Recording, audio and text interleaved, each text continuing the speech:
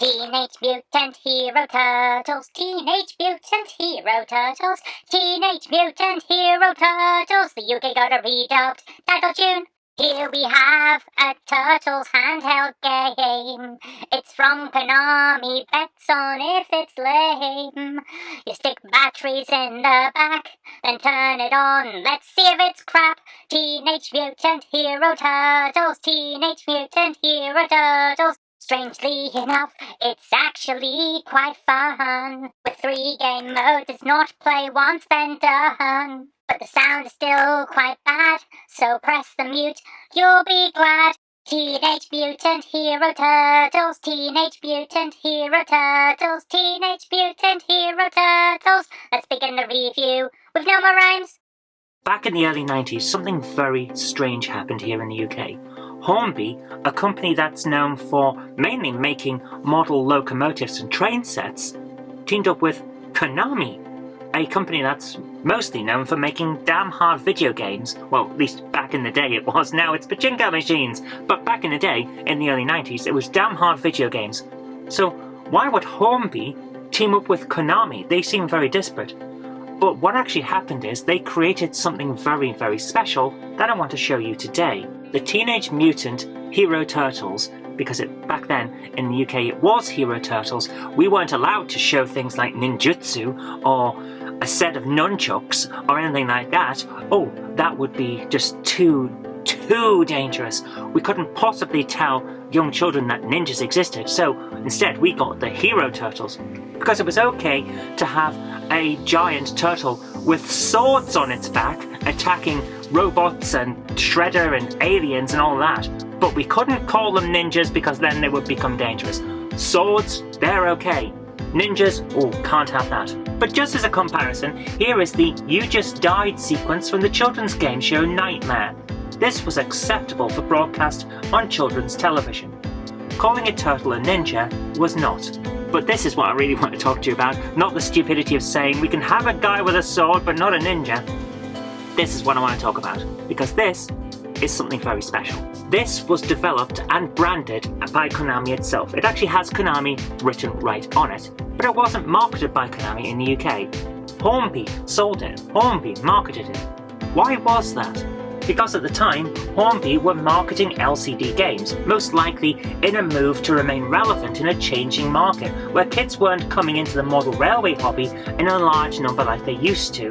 But here's the thing, this isn't even the only Turtles LCD game that came out in the early 90s. While I was playing this, and loving it by the way, loving it so much that I've lost the battery pack off the back, so I have to hold it in like that. But loving this game, while I was playing this, Grandstand were developing their own Turtles LCD game. Released the year after Konami's first outing, Grandstand's Turtles game was a much chunkier game that featured a randomly generated maze to work your way through and multiple levels to play across. But sadly, that game is rare as hen's teeth these days. These are the ones that really stuck with the children's psyche, so these are the ones that you can pick up even now if you're looking on eBay. So while I would love to do a review of the Grandstand game, and eventually if I manage to get one of those in working condition, we will have a review, but for now we're going to stick with this. Now this isn't your standard LCD game where it's play once and then you're basically done, you've seen everything. This has 3 game modes, so let's take a look at it. The modes that it has basically correspond to easy, medium or hard difficulty setting. All 3 modes start off in the same way.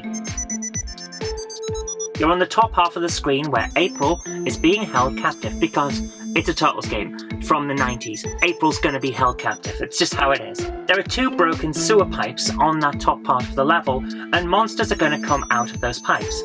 Some you can fight, but the spiked balls that roll along the floor, they just have to be jumped over to avoid them. And apparently, those spiked balls are supposed to be Shredder's shurikens. Really? Yeah, that's what the back of the packaging says. And that never really occurred to me while I was playing it. Still, the graphics are quite small on the screen, so it would be easy to miss that kind of subtlety, let's put it that way. Most of the graphics are pretty decent, I have to say. The turtle you play as is well drawn, and the animations, for what they're worth, are decent enough. The mouses and the birds, which are apparently Flapjaws, a character that I do not remember from the show, they look pretty good, and April is well drawn too. It's just the shurikens that don't do it for me, I have to admit. They look like spiked balls from where I'm sat, and when I'm playing this thing, that is exactly what they seem to be. But graphics aren't what matters, let's be fair. How does the game play? Well, pretty well, I have to admit. Each mode is its own mini-game, and they all present a decent level of challenge. In the first mode, all you have to do is fight off 10 of Shredder's minions, be they the weird bird creatures or the mouses, as they fly out of the sewer pipes. Once you've done that, the second stage opens up and you'll see an electric fence and a set of spinning blades appear in the lower half of the screen. Yes, that is an underwater section, and yes, that is an electric fence in the underwater section. Nobody said this game about mutant Ninja Turtles had to make sense. Anyway, you've got to get your timing absolutely right for this stage. Move quickly past the spinning blades to get through the electric fence when it shorts out. This lets you grab the key to unlock the chains holding April captive. Once you've got the key, time your exit so you can get past those rotating blades and get back to safety in one swift move. Then all you've got to do is climb out of the water and dodge or fight your way over to April to unlock her chains. Dodging gets you there quicker and safely. Fighting does have a slight risk of getting killed by the monsters if you time it wrong, but it does get you extra points, and points are really what you're going for in this kind of game. Once you've done that, congratulations, you've completed the game. You can play again, or you can move on to a higher difficulty. In the second mode, you have a similar situation, but now April is both chained up and inside a glass dome. Someone really doesn't want you getting to April and rescuing her today, do they? You'll need to fight 10 monsters again and set off the underwater section just like before in the first version. These monsters move much quicker in this game mode, however, so it's more difficult and you have to adjust your timing to get through it. When you do, you'll see the water section starts up, but there's no key this time. Instead, you have to collect an explosive. The technique for doing that is exactly the same as in game 1, but this time you have to be really, really sharp and have your wits with you because everything has been speeded up, and also there's a time limit in this section now. So even though you are an aquatic creature, and remember, turtles are amphibious, they can breathe underwater if needs be, but this mutant Ninja Turtle has to hold his breath, so be careful, you've got only a limited amount of time. It's not logical, just go with it.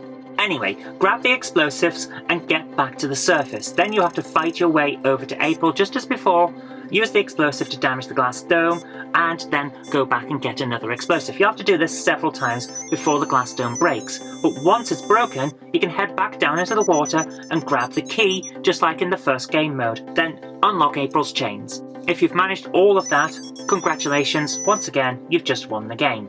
In the third game mode, it's very much like the second game mode, only now every single part of that is faster and you'll need to use more explosives. But other than that, it's very much the same. It's basically the second game mode, only harder. That's all it is. Easy, medium, hard. That's all it is. But it does give you that extra challenge, which means that this LCD game, unlike a lot of other LCD games, this one has replay value, a lot of replay value.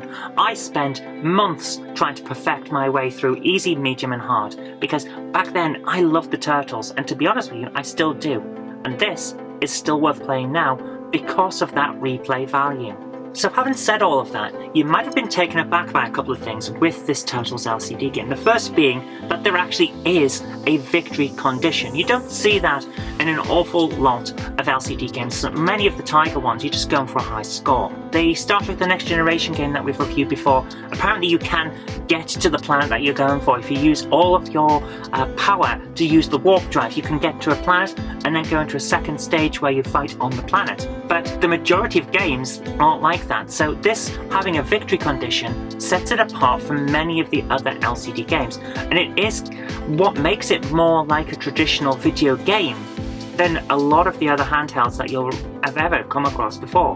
It has an easy, medium and hard mode, so it has the replay value, and that really does help to enhance this and put it a high step above the majority of old LCD games. The fact that this thing has a beginning, middle and end and actually tells a story is also quite a bonus. It's really good. And the other thing is, of course, you may have noticed from what I've been showing you on screen, this game is actually pretty good to play. Konami didn't cheap out when it came to this thing and how it's put together. There's a decent difficulty progression, the 3 game modes present an increasing challenge to keep you coming back for more, and most importantly, it feels like you can actually get better at it as you play. And you'll want to play as well because this is actually a lot of good fun. Is this the best LCD game ever made? I don't know. I haven't played all of the handheld LCD games out there, so I can't say for certain, but it is the one that I always kept coming back to as a kid.